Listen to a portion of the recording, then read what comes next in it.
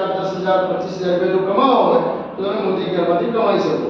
બીજા નંબરની અંદર તમે કોઈ પણ બિઝનેસ સાથે કરી શકો। તમે જ્યારે નોકરી કરો છો, ચાહે દુકાન છે, કોઈ બિઝનેસ છે, જ્યાં સરકારી નોકરી છે, કોઈ પણ ધંધા સાથે તમે સંકળાયેલા હોય તે છતાં સાઈડમાં કલાક 2 કલાક 3 કલાકનો ટાઈમ કાઢી જે આપણે એવું કહેવાય કે ખાતરમાંથી કચરામાંથી ખાતર બને છે, તો કઈ રીતના આપણે કચરો ભેગો કરીએ શું થાય એને ભેગો કરીએ પછી શું થઈ જાય ખાતર બની જાય। ખાતર બની જાય એટલે આપણે શેનો ઉપયોગ કરીએ ખેતીમાં ઉપયોગ કરીએ છીએ એટલે કચરો ખાતર બની જાય છે। એમ તમારો વેસ્ટ ટાઈમ આપણો કયો છે? ઘણો બધો એવો ટાઈમ છે જે આપણે લોકો સાથે ગપ્પા મારવામાં કાઢીએ છીએ, ઘણો એવો ટાઈમ છે કે આપણે ટીવી પાછળ બગાડીએ છીએ, ઘણો એવો ટાઈમ છે કે આપણે મોબાઈલ પાછળ બગાડીએ છીએ।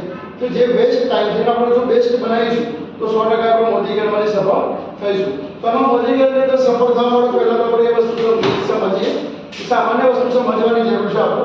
હવે 1900 ની વાત કરીએ, આપણે 1900 ની જ્યારે સાલ ચાલુ થઈ ત્યારે આપણા જોડે શૂન્ય રૂપિયો ના હોય તો બી ચાલતું રહે, રૂપિયા ના હોય તો પણ ઘર ચાલતું। આ સમય હોય તમારા ઘરમાં કોઈ અનાજ હોય 2 મણ અને તમારા મણની જરૂર છે તો લઈ જાઓ, તમારે આવે એટલે મને આપી દે, સાદા પદ્ધતિ હતી। એના પછી જમાનો એવો આવી ગયો જ્યારે 20 વર્ષ પછી વાત કરીએ 1920 ની અંદર 1 રૂપિયાની વેલ્યુ થઈ, આપણે વડવાઓ વાતો કરતા 1 રૂપિયાની એવી વેલ્યુ હતી કે એ રૂપિયો ગાડાના પૈડા જેવો હતો, વપરાતો જ નહોતો, બરાબર। એના પછી 20 વર્ષ પછીની વાત કરીએ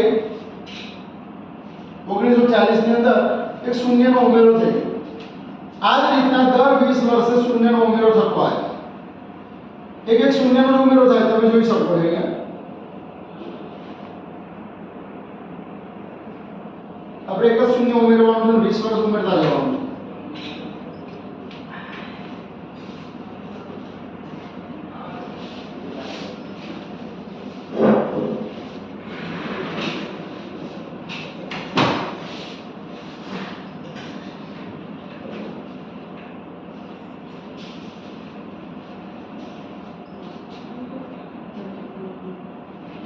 હવે તમે અહીંયા જોઈ શકો છો 1960 ની અંદર 0, 1920 રૂપિયામાં ઘર ચાલતું, 20 વર્ષ પછી એક શૂન્યનો આપણે ઉમેરો કરતા આયા, 2020 માં શું થયું 1 લાખ।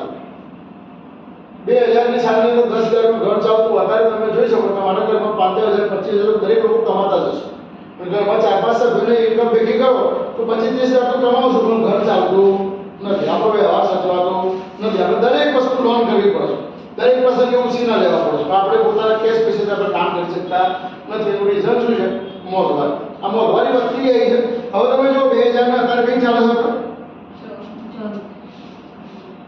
2024, જો આ બધી ગણતરીઓ માની આપણે તો અહીંયા આપણે કેટલા પૈસા કમાવા પડે?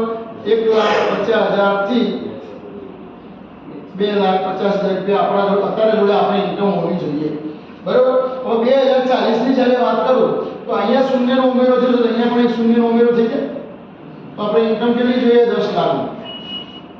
તો અત્યારે આપણા જોડે આ નથી તો આ વસ્તુ ક્યાંથી લાવવાનું છે? તો આવનાર સમય કેવો આવે છે? કપરો આવી ગયો છે અને એ સમયની અંદર આપણે ગુજારો કઈ રીતના ચલાવીશું? આવનારી આપણી પેઢીને કઈ રીતના આપણે ચલાવી શકીશું? કે આપણે એટલી ઉંમર નથી કે હાલ આપણે ભગવાન પ્યારા થઈ જવાના છે।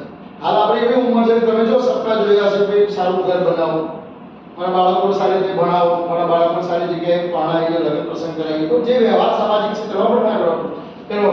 આના બધા માટે શું જોઈએ? રોકડા, રૂપિયા જોઈએ। આ રોકડા ક્યાંથી લાવવાના? આ રોકડા આપણા જોડે કયો ધંધો છે આપણે લાવીએ? આપણે જે નોકરી કરીએ એમાં પૂરું થતું નથી, આપણે જે